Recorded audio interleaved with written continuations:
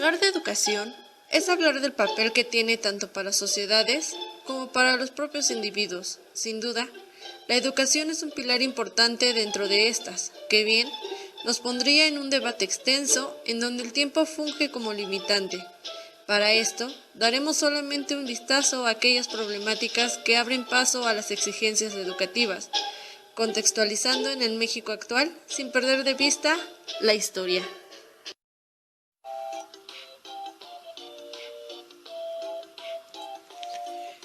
Como bien lo sabemos, la historia de la educación en México es todo un devenir. Su historia se ha dado a través de grandes y constantes luchas por el poder, algo no muy diferente a lo que otros países han pasado y pasan. Este es uno de los asuntos que más ha preocupado desde la prehistoria hasta nuestro México contemporáneo, que hasta la fecha aún tiene cartas que resolver. En la época prehispánica, las diferentes culturas, al querer el dominio de otros pueblos, fueron destruyendo y construyendo a la humanidad, y la educación siempre fue jerarquizada. Calmecac y Tepozcali fungían como los primordiales recintos de la educación formal del pueblo mexica. Y por supuesto, los que recibían una mejor instrucción y estudios más avanzados eran los encargados del gobierno del pueblo, dejando así instrucciones religiosas y de producción a la muchedumbre. Lo mismo pasó en la conquista española, con nuevos enfrentamientos, luchas religiosas que de igual manera tenían el mismo objetivo: dominar. Así, hubo una transformación política, social y educativa, pues el sistema empleado en la conquista se caracterizó por tener un sistema educativo rígido, discriminativo y clasista, donde su fundamento fue la filosofía del catolicismo, que los franciscanos implantaron al pueblo mexicano, y las escuelas estaban en función de esta instrucción religiosa, donde la educación era vista no solo como un aspecto importante del desarrollo social, pues el único interés era el económico. Así, los que gozaban de privilegios eran sobre todo autoridades de los grupos religiosos. Poco después, se presenta la Guerra de Independencia, donde vienen nuevamente operaciones violentas para alcanzar a ser un país independiente, aparentemente libre, donde los liberales propusieron suprimir a la Iglesia de su participación en la educación. Y tras esta lucha, la educación tomó otro rumbo. Se obtuvo una mayor instrucción educativa nacional, aunque insuficiente, en donde los conservadores lucharon de nuevo por la permanencia en el poder. Fue hasta el gobierno de Juárez donde surge un cambio radical, pues establece la ley que dicta la educación como gratuita y obligatoria, además de crearse a la Escuela de Estudios Preparatorios, fundamentada por la corriente positivista, que excluyó a la religión de los planes de estudio, tomando el carácter laico. Sin embargo, esto no aplicó en todo el país, pues fue una ley federal, pero que abrió paso a que personas de bajos recursos obtuvieran una educación. El reto educativo seguía caminos minuciosos, pues solo el 19.4% de la población infantil asistía a alguna escuela. Así, nuevas luchas ponderan a la Revolución Mexicana, época de un cambio aparente, donde se marcan nuevamente las jerarquías sociales y ambiciones individuales evocadas en pugnas. Durante el Porfiriato, el sistema educativo mexicano sufrió los embates de un gobierno centralista, lo cual provoca una incapacidad de desarrollo a instituciones estatales, pues no hay una política nacional que fomentara un crecimiento y una consolidación de un sistema auténtico, pues se tenía todavía un sueño extranjero e ilusorio.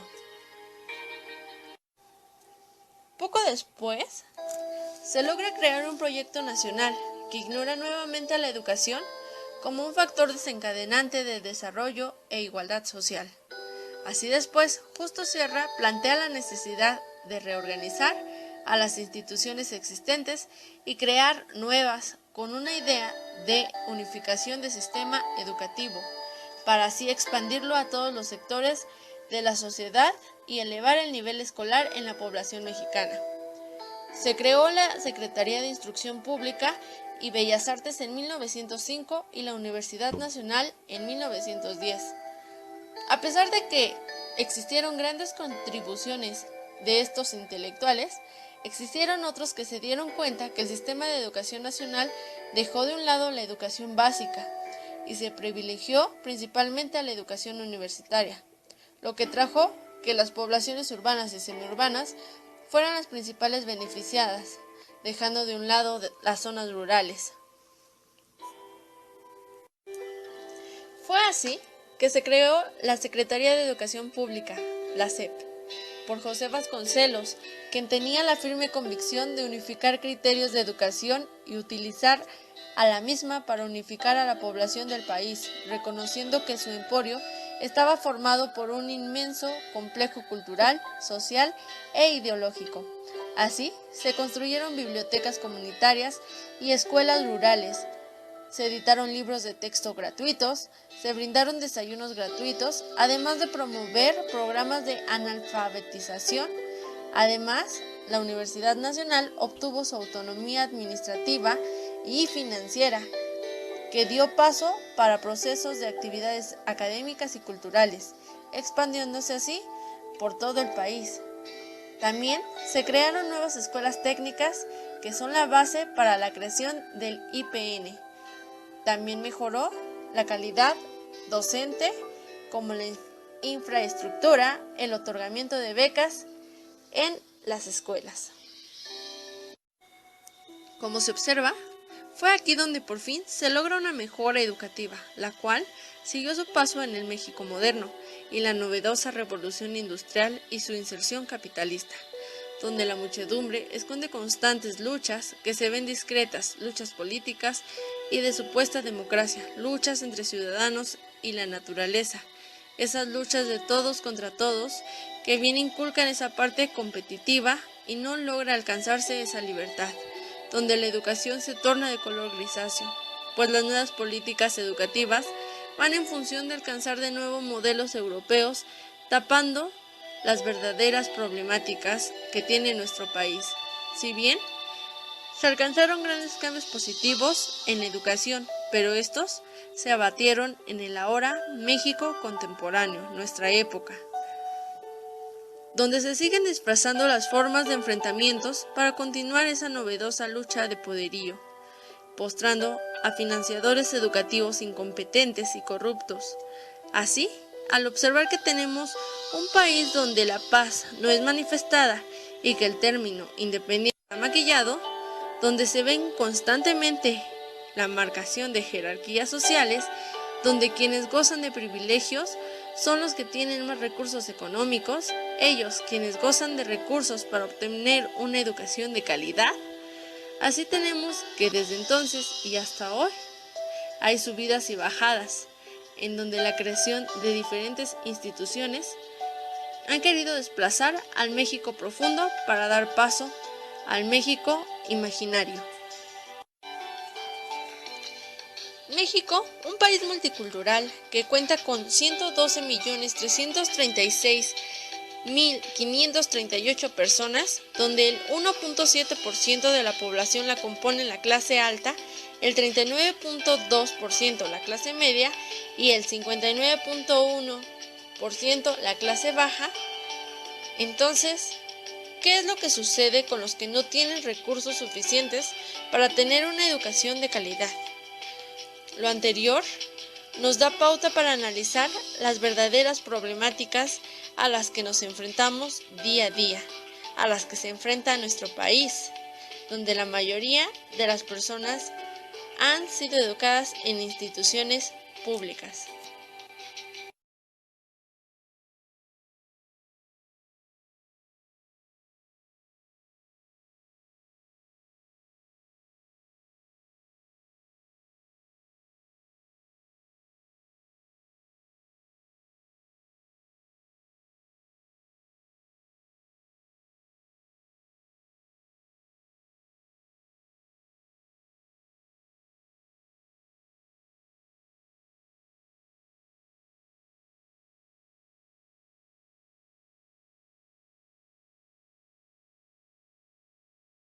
Buenos días. Buenos días. ¿Cuál es tu nombre?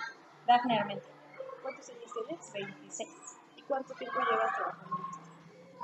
Regresé a los 21, me fui un año de beca captación, tengo 4 años activa. Ajá. En especial das clase a qué población. Bueno, soy licenciada en educación primaria y pues atiendo grupos de primero a sexto año. En este momento tengo un grupo de sexto año. Bueno, te voy a realizar las siguientes preguntas. Como docente, ¿qué opinas acerca de que debido a los bajos recursos y a la desintegración de la familia, los niños y jóvenes tengan que dejar sus estudios?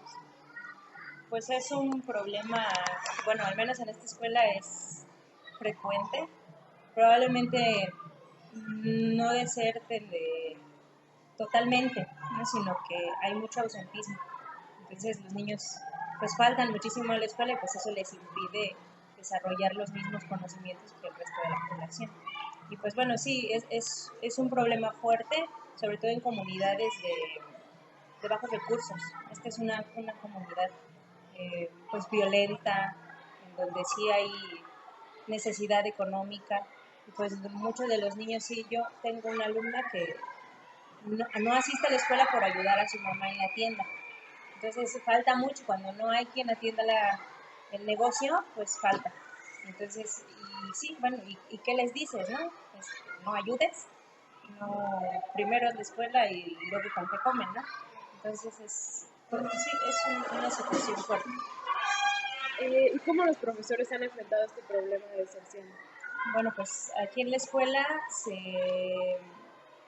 bueno, en las reuniones de consejo técnico se piensan estrategias en cómo motivar a los niños, cómo motivar a los papás para que pues hagan conciencia de que pues es un problema el que falten a la escuela y que no asisten.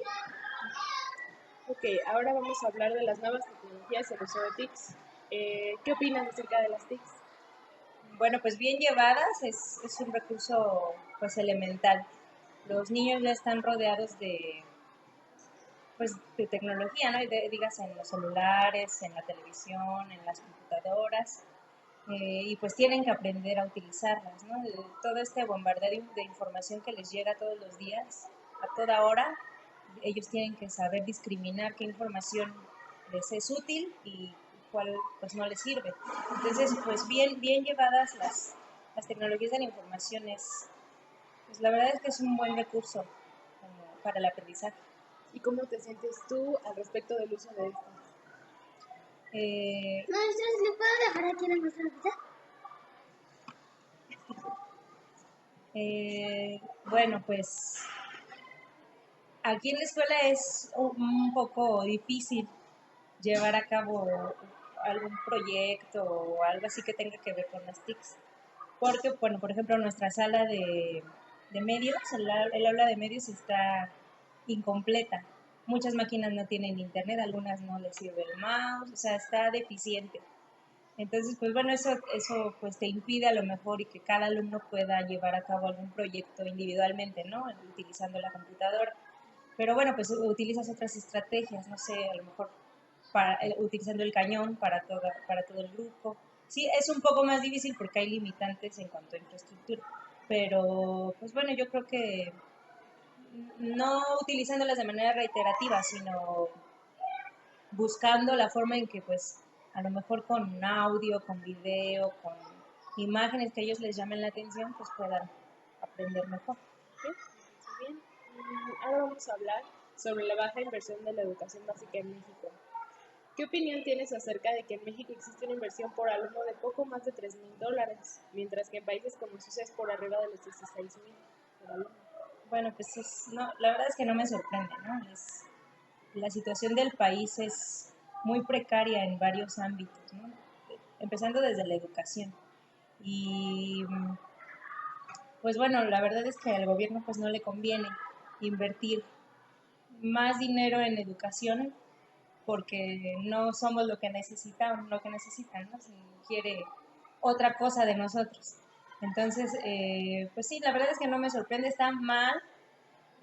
Yo creo que es el origen de todos nuestros problemas, la falta de educación, ¿no? Porque incluso hasta el hacinamiento que se vive en las familias, eh, la sobrepoblación, todo eso pues tiene su origen en la falta de educación. Entonces, pues sí, yo pienso que esta falta de inversión, esta falta de interés hacia la educación, pues deviene en otras problemáticas más fuertes, ¿no? El origen está ahí. ¿Y cómo crees que beneficiaría que hubiese más inversión en la educación básica en nuestro país? Bueno, pues sería como un efecto dominó, ¿no?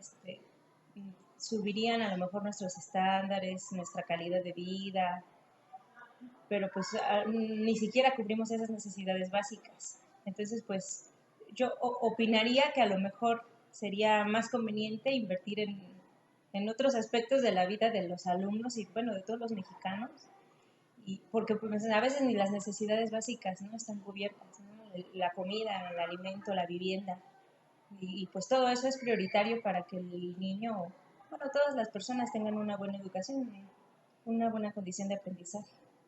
De acuerdo. Resultados de la evaluación en México. Te voy a hacer preguntas sobre esto. Como docente, ¿qué opinas con respecto a estas evaluaciones que se hacen a los alumnos? PISA, enlace, ¿crees que te sirven de algo? ¿Crees que sirven de algo? Sí, sí sirven, sí arrojan resultados pues a lo mejor válidos y que pues reflejan la condición y la situación real de la escuela en México. Sin embargo, yo creo que son pruebas estandarizadas, ¿no? Que no toman en cuenta las características de nuestros alumnos. Y pues bueno, nuestros alumnos tienen ciertas necesidades. Hay niños con barreras de aprendizaje y eso también los evalúan y no se toma en cuenta que tienen barreras de aprendizaje. Entonces, sí, a lo mejor y sí nos da un panorama general, muy general, de la condición en la que estamos, pero sí carece a lo mejor de total validez por esa situación. Sí. Ok, ¿qué opinas acerca de que en México en la prueba PISA ocupa el último lugar entre los países miembros de la OCDE? La OCDE es la Organización para la Cooperación y el Desarrollo Económico. Pues el último lugar, pues sí, es que te digo, no me sorprende, ¿no? Es como una cadenita. No hay interés, no hay inversión, no hay condiciones, las condiciones necesarias para que haya una educación de calidad, ¿no? Últimamente nos han echado toda la culpa a los maestros, a la organización que hay en las escuelas, cuando pues todo viene de arriba. Entonces, bueno, sí, a lo mejor y la actualización es necesaria, el que te pongas a estudiar es necesario, pero pues también hay otras cosas que influyen. Entonces, sí, ¿qué opino? Pues tampoco me sorprende que seamos el último lugar. Ok, capacitación de los profesores. En el caso de no tener una buena capacitación docente, incluso prescindir de ella, ¿cómo crees que afecta esto a la educación? ¿Tú recibiste alguna? ¿Qué te pareció? Bueno, yo creo que sí es importante tener formación. Eh, yo soy egresada de la Benemérita Escuela Nacional de Maestros y bueno, ahí es muy importante la práctica. Entonces, sí te enfrentan desde tu primer año, te enfrentan al grupo, porque, bueno, lo que lees en los libros es como muy utópico a veces, ¿no? Sí es aplicable la teoría, pero pues tienes que también observar las condiciones reales a las que te vas a enfrentar. Entonces, sí, yo creo que sí es importante una formación, no solamente teórica, también práctica, porque pues sí, la experiencia también te da otros aprendizajes. Yo considero que sí hace falta.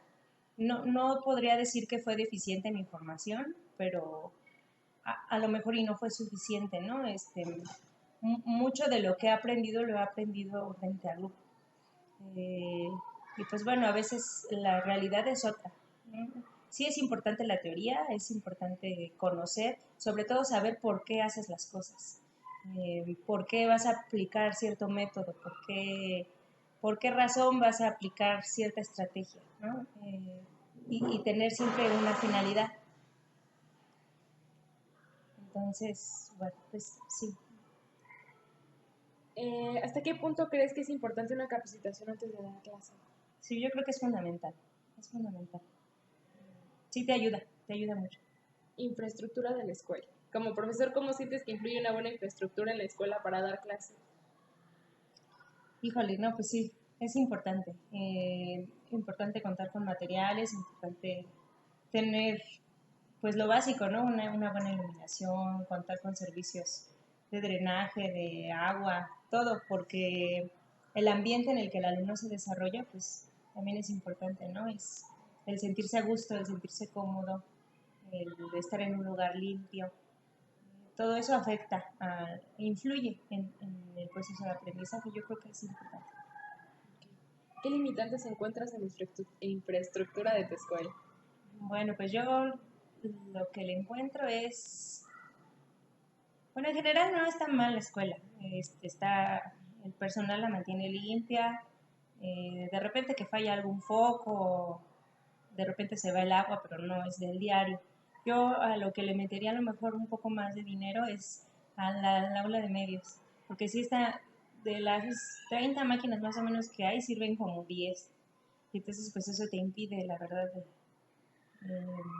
pues asistir a ella con todos los elementos, ¿no? Porque tienes que hacer equipos de 3 personas o, bueno, hay tomar los menesteres, ¿no? Necesarios. Yo a eso le invertiría más. Ok, ahora el analfabetismo. En México existe un número importante de analfabetismo, donde los índices apuntan que 6 millones de mexicanos mayores de 15 años es analfabeta. ¿Qué opinión tienes acerca de que el gobierno no destine educación para adultos mayores en nuestro país? Pues, híjole, pues es que si no les interesa la educación básica, pues difícilmente, ¿no? Va a invertir más en personas mayores. Yo creo que, bueno, sí hay algunas instituciones, ¿no? Esta línea y según sé me parece que el ejército, ¿no? También hace campañas de alfabetización. Pues yo creo que sí es importante, ¿no? Nunca es tarde para aprender y pues bueno, para efectos de la vida cotidiana, pues es indispensable, ¿no? Saber estar alfabetizado. Entonces, bueno, yo opino que está mal que no inviertan o que no destinen algún presupuesto para esta rama. Y pues sí, consideraría a lo mejor que se hiciera la propuesta, ¿no? De que se incluyera dentro del presupuesto que dan para educación. Ok, muchas gracias. Y por último, como profesora, ¿le gustaría ayudar en comunidades indígenas o la población mayor a leer y escribir? ¿Cómo le harías? Pues sí me gustaría, sería una experiencia nueva, no sé. Pues yo creo que sí, el proceso definitivamente sería diferente porque pues ya son adultos. Eh, Probablemente sería ya como más enfocado hacia la vida cotidiana, que es lo que se está intentando hacer ahorita con los chiquitos.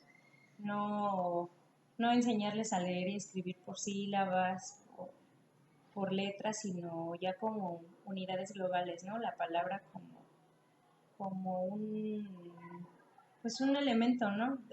Un elemento global, un elemento funcional para comunicarnos.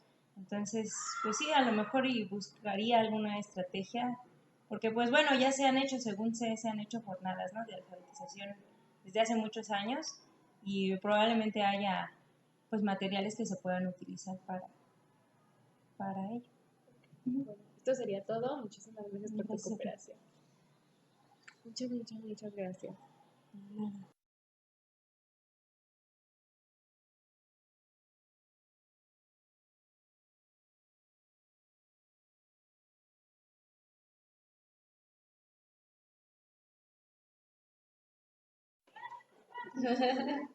Bueno, buenos días. Buenos días. ¿Cuál es tu nombre completo? Hilda Centeno Ángeles, ¿Cuántos años de edad para el servicio, de 45. ¿Cuál es tu profesión? Pedagoga, soy educadora de la Escuela y Servicio Carlos. ¿Cuántos años llevas trabajando? Aquí en el distrito, 5 años, en el Estado de México y ya voy para 10. En total serían 15. Bueno, te voy a hacer algunas preguntas. Con respecto a la deserción escolar, como docente, ¿qué opinas acerca de que debido a los bajos recursos, la desintegración familiar, los jóvenes y los niños tengan que dejar sus estudios? Te voy a hablar en específico de un grupo que estoy atendiendo ahorita, que es 914, en el cual los niños carecen de muchísimos recursos. Este 914 Hay niños que trabajan, niños que no tienen papás, niños que tienen muchísimas problemáticas en cuestiones económicas. Entonces, pues sí, es bastante la deserción que puede haber en este sentido con este tipo de niños, porque ellos tienen que subsistir. Trabajan, hacen diferentes actividades para poder venir a la escuela y también por parte de los papás pues no los mandan porque tienen que apoyarlos en lo económico. ¿Y esta población 9-14 se refiere a sus edades? ¿El 9-14? Sí, son niños de 9 a 14 años que están cursando la primaria. Entran a los 9 años, cursan primero, segundo, tercero, cuarto y quinto y sexto. ¿Fue todo en un mismo año o No, al año hacen lo que haríamos en 2 años. Ah, bueno. Como profesores en esta escuela, ¿cómo se han enfrentado a esa deserción escolar? Pues en la actualidad estamos trabajando con lo que es la ruta de mejora para evitar que los niños dejen de venir a la escuela. Se implementan diferentes actividades en estarles llamando a casa, darles también alguna, ¿cómo te diré? Recursos, porque yo a veces de nuestro bolso sacamos para, ¿cuándo vas a necesitar para tu pasaje mañana? Pero ven, entonces le estamos dando también dinero, no para que se lo gasten, sino para que ellos puedan venir.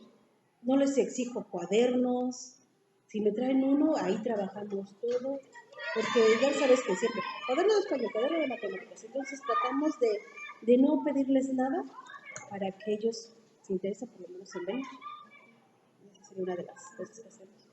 Bueno, ahora vamos a hablar de las nuevas tecnologías, el uso de las TICs. ¿Qué opinas tú sobre las TICs? En la actualidad son muy importantes. Quien no sabe manejar una computadora, sí ya ahorita ya es en ese sentido, ¿no? Porque nuestros niños la saben manejar perfectamente. Y más que bueno, que ya está grande también de edad, ellos la saben manejar mejor. Entonces, son súper importantes en esta cuestión del aprendizaje. A veces ellos están buscando esa información en el internet, todo, vienen y nos platican. Es bonito que vengan y te platiquen sobre cuestiones que a ellos les interesan y nosotros lo que tenemos que hacer es buscar la forma de integrarlas a lo que estamos enseñando para que también se les haga novedoso. ¿Sí? Bueno, ¿de qué manera piensas que el uso de la tecnología ayuda a los alumnos a tener aprendizajes significativos para ellos? ¿Por qué significativos? Como es algo que a ellos les interesa, pues ellos investigan. Si no les interesa el tema que nosotros vamos a ver, pues como que no. Y más te vuelvo a repetir, este tipo de niños, lo tenemos que hacer vivencial. Entonces tratamos de buscar situaciones que ellos lo tengan para hacérselos, que ellos se apropien de ese conocimiento. Buscamos en internet cuestiones tan novedosas que a veces a ellos es lo que más les queda. Ya no el que se las platique, ya que el que no la ven en una hoja, sino que la están viendo, en este caso un video, ya la ven. A veces no sabemos cómo explicarle cierta situación y ellos buscan el video. No es así, mira, es así. Son importantes. Es lo que pasa con, te digo, es bien diferente trabajar con un grupo regular que con este tipo de niños. Muy diferente. La baja inversión en la educación básica en México.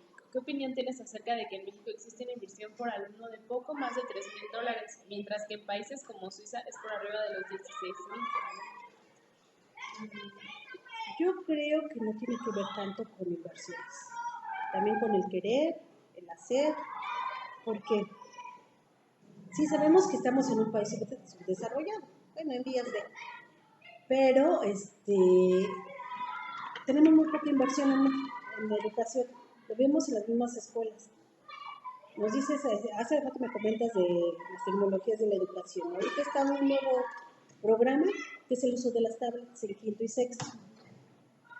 Pero no nos han puesto un pizarrón en donde está el proyector y debe de imaginar, ¿no? O sea, pasar la imagen. No lo tenemos, al menos en la escuela, grupo de 9 a 14, no lo tenemos. Tenemos que buscar la forma de poner unos papeles para poder trabajar. Y es bien importante lo que dices de cuestiones económicas.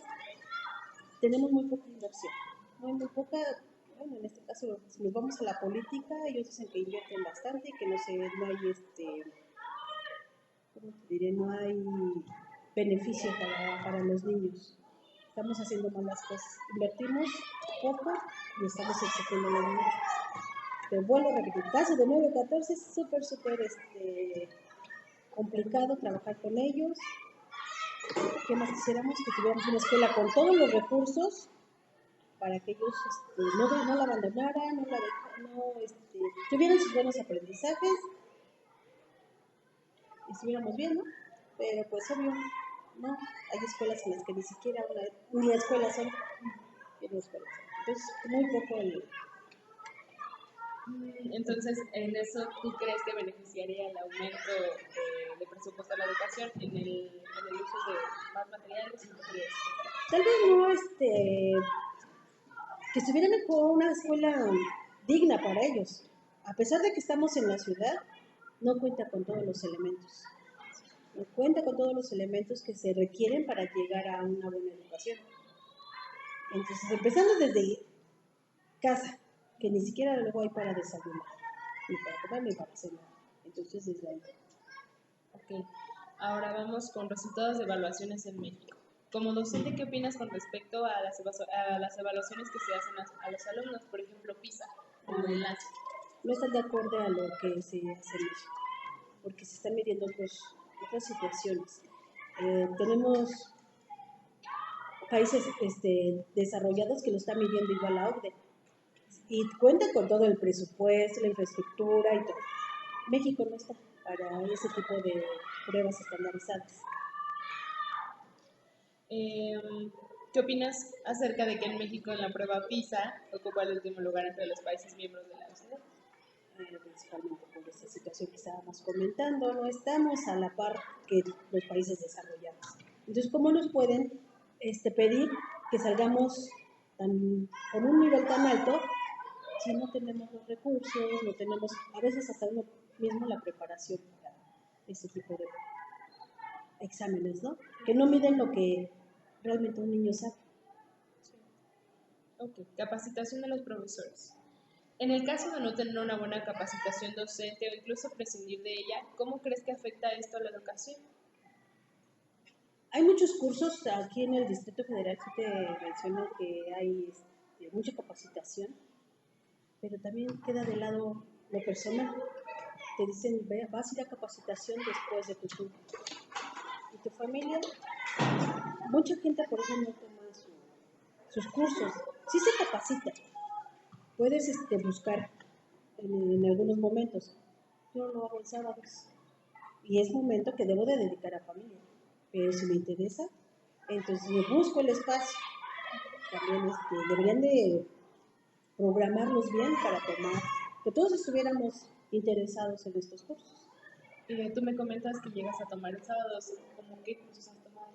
Hemos tomado cursos de matemáticas, de naturales, de cívica, los cursos que da el SINADE. ¿Y te cobran por ello? No. Nos han llegado algunas promociones que dan de escuelas, universidades, de la UVM, que puedes hacer tus cursos y te pagan la mitad. Y la otra mitad obviamente debe ser de tu bolsillo. ¿Y qué te parecieron esos cursos? ¿Te sirvieron? Sí, sí sirven. Sí. Cuando siempre vas con la disposición, siempre aprendes algo. ¿Hasta qué punto crees que es importante una capacitación antes de dar clase? Pues sí, muy, muy importante, porque a veces no tenemos esas herramientas, y ya cuando vamos en este caso, a que nos enseñen también, ¿no? Porque siempre estamos aprendiendo, podemos venir e implementarlo en nuestro salón de clase. Y más o menos tu experiencia respecto a esto, cuando tú entraste, o sea, tu capacitación y entrar a dar clases, ¿cómo fue ese cambio, esa llegada? Es que tienes siempre que entras a un salón de clases, tienes una idea. Voy a hacer esta actividad, y no resulta. Ya cuando vas y te capacitas, te empapas de muchas situaciones. Entonces, tienes que ir moldeando. Ya, yo es que me acuerdo que me hicieron así. Entonces, lo implementamos. Siempre se aprende. Bueno, con respecto a la infraestructura de la escuela, más o menos ya habíamos hablado de esto, pero a ver, ¿cómo sientes que influye una buena infraestructura en la escuela para poder dar clases? Como, te vuelvo a repetir, 9-14, yo te estoy hablando Claro. desde mi punto de vista y desde mi grupo ahorita. Me dicen, utilice la tableta. Niños, a ver, ¿dónde está el pizarrón? ¿Dónde le proyecto al niño? Busquen la página tal de internet. ¿Dónde? Porque ni siquiera agarran las tabletas el internet. O sea, sí es la infraestructura y la que me está coartando un poquito, porque no la tengo. Ahorita estoy compartiendo un salón con una maestra. Mientras la maestra está dando su clase, yo la estoy escuchando, mis alumnos también. ¡Ey, no se me distraigan! Aquí. Ahí está otra cosa. Y es parte de la infraestructura. ¿Y cómo lo resuelves? ¿Cómo lo resuelvo? Hijos, ahí está complicado. Maestra, ¿me permite le bajas un poquito más a tu volumen de voz? Tiene más alumnos. ¿Sí? Sin embargo, ese salón es para quinto y sexto, que debería de ser para quinto y sexto, porque debe de tener el proyector, el pizarrón, no lo tiene. Y ya le comento con ella, me pongo de acuerdo, ya le bajo también un poquito y ya empezamos a hablar. Con respecto a tus materiales, por ejemplo, ¿qué haces uso de qué recursos? ¿Cuadernos, libros? Trabajamos con fotocopias, traigo mi propia computadora, luego se la estoy prestando a los niños porque ya se tiene internet, cuadernos, libros que nos proporciona la SEP y algunos otros que yo voy buscando para complementar los ejercicios. ¿Y qué opinas de los libros de la SEP? La verdad están mal hechos. No. Ahorita el que más o menos me ha gustado es el de desafíos. Los otros libros, no, porque lo que ellos necesitan es ir haciendo muchos ejercicios. Y estos libros no tienen. Entonces tú tienes que complementar. Obviamente con fotocopias que no nos proporcionan, que nosotros tenemos que poner en nuestro bolsillo. Y te estoy hablando de poquitos niños, imagínate yo un grupo de 35 diario, pues sí. Ok. Bueno, vamos a hablar ahora del analfabetismo en México. Pues existe un número importante, tú lo sabes, donde los índices apuntan hasta 6 millones de mexicanos que mayores de 15 años pues no son alfabetas, ¿no? ¿Qué opinión tienes acerca de que el gobierno no destina educación para adultos mayores en nuestro país? Destina muy poco porque tenemos al niño. Pero, ¿por qué existen ese tipo de personas? Pues obviamente porque no fueron a la escuela, ¿verdad? Y no fueron a la escuela porque tienen que trabajar. Y entonces ahí está, se contrapone lo que quiere el gobierno, en este caso elevar la calidad educativa con lo que nos está proponiendo. Vete a trabajar porque si no lo comes, no sales adelante. Es más propio para las personas dejar la escuela. Muy poco, por supuesto. Como profesora, ¿a usted le gustaría ayudar a comunidades indígenas o a la población mayor a leer y escribir? De hecho, estoy no es de parte del INEA, estoy ayudando a 3 personas adultas ahí en la casa. No estoy enseñando a leer y escribir. Y es satisfactorio para uno, porque por lo menos les salgo ahí a ellos. Tienen la necesidad, lo estamos haciendo. ¿Y cómo lo haces? Igual como si estuvieran con niñitos pequeños porque les entregan su copia. Y a mí se me complica más enseñarle a una persona adulta que a los niños. Continuamos con lo de analfabetismo. Y entonces, como profesor, ¿cómo le haces tú para enseñarles a los adultos? Trabajamos con material concreto, que en este caso serían hojas. Ahorita estamos utilizando su propio nombre y a partir de ese nombre empezamos a sacar palabras que ellos ya conocen. Por ejemplo, abeja, avestruz, cosas que ellos conocen para que se les haga un poquito más fácil de escribir. ¿Tú crees? Perdón, no, continúa. Sí, de escribir y leer y que estén relacionados con lo que ellos hacen a diario. Okay. ¿Tú crees que con ellos es distinto que con los niños? A mí se me complica más trabajar con los adultos porque a veces ya están tan inmersos en otras situaciones que para atraer su atención me cuesta. Ya que los niños, con los niños se trabaja en conjunto, en equipos, de forma individual, pero como que tienen más disponibilidad los pequeñitos que los adultos. A mí se me hace más complicado trabajar con ellos. ¿Crees que tengan algunas deficiencias? O sea, es decir, que físicamente puedan llegar a estar impedidos para aprender en contraste con los niños. Y los espacios, ¿cómo tú los ubicas? O sea, digamos, los sientas en la mesa, buscas iluminación, algún tipo de eso. Trabajamos en este caso en mi casa, son 3 personas y en mi mesa. Y ahí estamos los 3. Los 4, ahora sí conmigo estamos los 4 trabajando y entre ellos tratan de apoyarse también.